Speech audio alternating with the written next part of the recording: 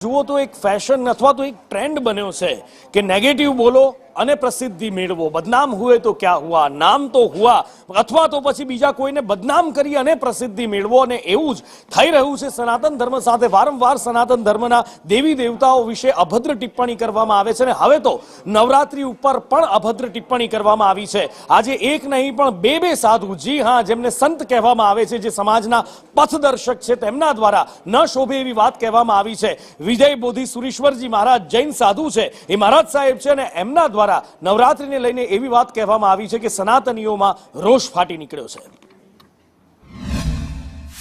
અને સૌથી વધારે પાપનો પ્રવેશ જો કરાવનાર કોઈ હોય ને, નવરાત્રી. આ નવરાત્રીના પાપે તમારા જીવનમાં પાપનો પ્રવેશ થયો છે. હું તો કહું છું, નવરાત્રી નથી, આ લવરાત્રી. નવરાત્રી હોય 9 દિવસના કપડા જુદા, 9 દિવસનો મેકઅપ જુદો, 9 દિવસના શોખ જુદા જુદા.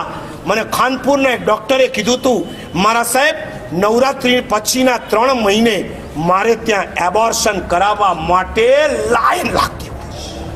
લાઈન. જૈનોની છોકરીઓ હોય છે. તમારા મા બાપ તમને શેના માટે મોકલે છે? મારે જેસીઆઈને ધન્યવાદ આપવા છે કે જેસીઆઈની સંસ્થા કમસે કમ એમના કાર્યક્રમમાંથી નવરાત્રીને કાયમ માટે રદ કરી દે. અને એક ટાઈમ અશોકજી ઉભા થઈને મને કીધું, મારા સાહેબ તમે બોલ્યા ડન. અને એ દિવસથી જેસીઆઈની અંદર